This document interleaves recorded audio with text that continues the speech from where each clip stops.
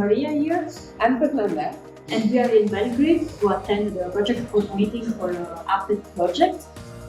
We are involved in the project in many tasks that covers sustainability through the life cycle sustainability assessment methodology, and also more tasks that involves economics, and we are also looking for the commercial strategies that we can implement in the project.